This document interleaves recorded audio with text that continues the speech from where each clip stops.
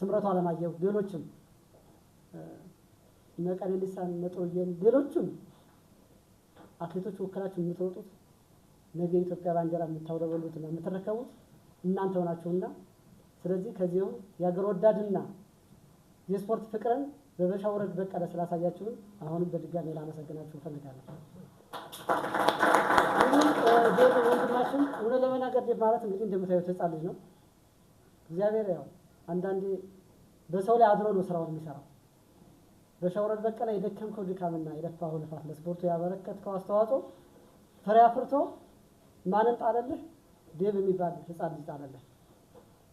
በእሱ አማካኝነት ያው እንግዲህ እኛም እንደ መንግስት ተቋም ወይም እንደ አዲስ አበባ አትሌቲክስ ፌዴሬሽን ዴቭ ያመጣውን ሀሳብ ተቀብለን ኮሚቴ አቋቁመን ከአዲስ አበባ ወጣቶችና ስፖርት ቢሮ ኃላፊዎች ጋር ተነጋግረን ምን እናድርግ፣ ይህ ሰውዬ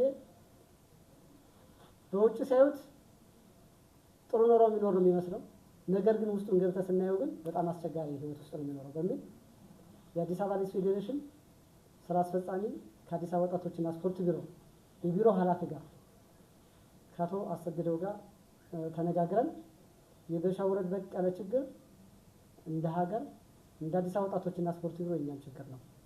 የምንችለውን ሁሉ እናደርጋለን።